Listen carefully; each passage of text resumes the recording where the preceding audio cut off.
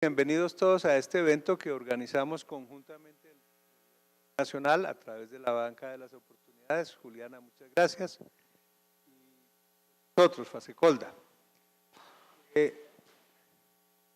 Voy a simular conocimientos de los que carezco. Sé que todos tenemos conocimientos relativamente incipientes sobre lo que se va a discutir en el seminario y que todos venimos con la tónica de aprender. El sector asegurador viene haciéndolo con juicio. Incluso tengo el recuerdo de la muy grata experiencia que tuvimos en el departamento de Córdoba, en nuestro país, hace algunos meses, para ver de qué manera desde el terreno mismo podíamos avanzar en el diseño de productos nuevos para llegar a consumidores de seguros en estratos bajos de la población en zonas relativamente desatendidas. La experiencia fue gratísima. Yo desde el Gobierno Nacional había trabajado años atrás en el proceso que condujo en parte a la creación de la Banca de las Oportunidades, cuando dimos el viraje muy importante de la idea de tener un banco de las oportunidades, que era una institución financiera que el Gobierno Nacional o el candidato que ganó las elecciones tenía en mente, a un sistema que es la Banca de las Oportunidades. Y la Banca de las Oportunidades inició sus tareas pues, por donde correspondía, por los servicios bancarios, y ahora ha venido expandiendo hacia el sector asegurador, cosa que es valiosa, útil y que agradecemos.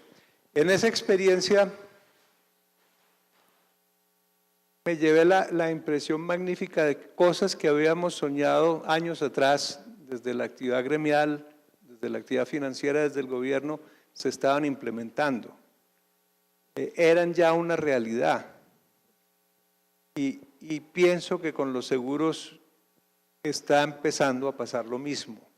Un proceso muy acelerado de asimilación de nuevas tecnologías que nos permiten llegar más y de mejor manera a sectores de la población generalmente desatendidos o hasta ahora desatendidos en materia de aseguramiento.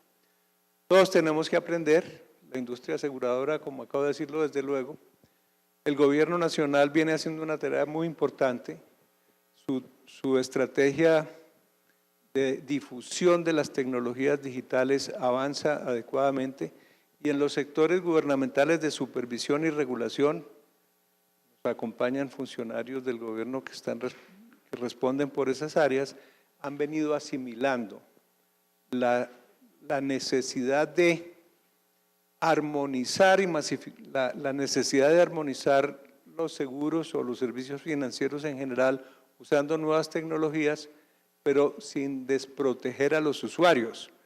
Básicamente sobre la base de que con relación a cierto tipo de productos, la protección de los usuarios es más función del supervisor que del usuario mismo. Las complejidades, a pesar de esfuerzos que se hagan de simplificación que tienen muchos productos financieros y de seguros, hacen que recaiga en el supervisor una carga importante de protección a los usuarios. No puedo dejar de contar una experiencia reciente y frustrada. A ver si el Gobierno Nacional toma nota de esto y corrige, o por lo menos impide que vuelva a ocurrir. Es la experiencia, déjenme que la cuente, la experiencia de la planilla electrónica de cotización a la Seguridad Social en riesgos laborales. Durante más de un año trabajamos con el gobierno en la idea de bajar el umbral de empresarios afiliados que pueden usar mecanismos tradicionales o llamados asistidos para diligenciar la planilla mensual. Después de un esfuerzo increíble de empujar un proyecto de decreto por distintas dependencias del Gobierno Nacional, estando supuestamente todos de acuerdo, logramos que ese decreto se expidiera, que se bajara el umbral y que por ende pudiéramos usar de manera más intensiva la tecnología digital para algo tan simple como el recaudo de primas de seguros de valores mínimos. tan mínimos o tan pequeños que en muchos casos el valor de la transacción que el asegurador debe pagar para poder recibir la prima es, atérrense, superior a la prima. Cuando después nos pregunta por qué no se masifican más y formalizan más ciertos sectores de la población, pues hay explicaciones y cuellos de botella como ese. No es posible que el costo de la transacción, usando medios tradicionales, estando disponibles en los medios electrónicos, pues exceda el valor de la remuneración que el asegurador recibe por la cobertura. Salió el dichoso decreto y algún cartel, no quiero identificar, logró que esa medida se postergara por 1 o 2 años más. O sea, nos quedamos con la frustración de tener que seguir operando en un sistema que arroja pérdidas y que impide la masificación de los seguros y la formalización de empleadores en el sistema de riesgos laborales. Tenemos un gran reto, Alejandra lo decía, vamos a hablar en el seminario de economía colaborativa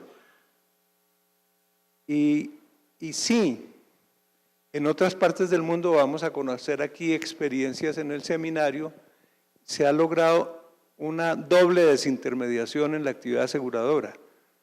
En una primera capa es la eliminación de los intermediarios entre el consumidor y el asegurador, pero en una segunda fase también ocurre que la masa de los asegurados se constituye para asegurarse a sí misma. O sea que desaparece el asegurador propiamente dicho. Bueno, eso no es estrictamente novedoso. La cobertura de los riesgos del mar en la Inglaterra del siglo XVII, así empezó la industria aseguradora mediante la organización de suscripción de participaciones en mutualidades que cubrían los riesgos del mar y había simplemente un tabernero, el hombre de un bar que recogía, administraba los aportes y pagaba las indemnizaciones. Volver a esos esquemas en el mundo de hoy no es conceptualmente imposible, pero genera riesgos.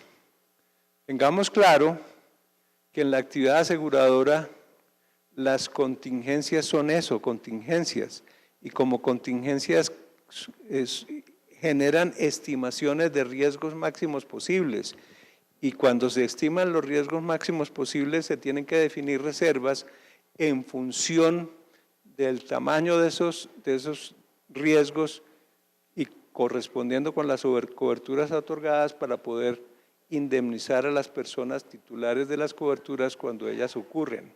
No es simplemente manejar un flujo de caja de ingresos por primas de un lado y de egresos por pago de indemnizaciones de otro.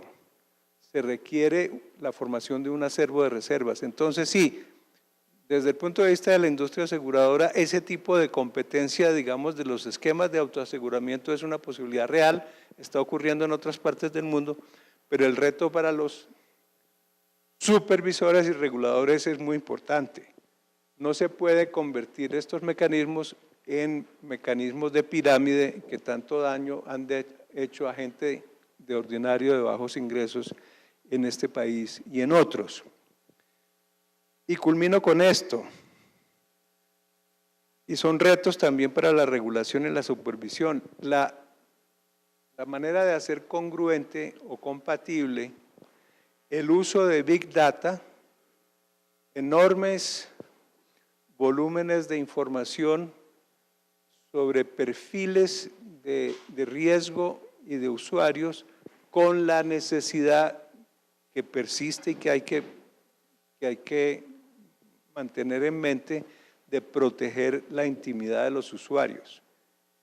Entonces, no se puede avanzar en una dirección sin tener en cuenta la dirección contraria. Y son, como tantas cosas en la vida individual y colectiva, hay signos encontrados. Y el arte del asunto consiste en encontrar un punto medio. O sea, cómo logramos seguir avanzando en Big Data, en el uso masivo de bases de datos sin desproteger a los usuarios en aquello que les es más caro y que hay que preservar, que es su propia intimidad, la intimidad de sus datos. Bienvenidos a este seminario, nos complace mucho, culmino por donde empecé, este esfuerzo conjunto que hacemos con Banca de las Oportunidades y la industria aseguradora, y agradezco mucho la presencia de todos ustedes. Gracias.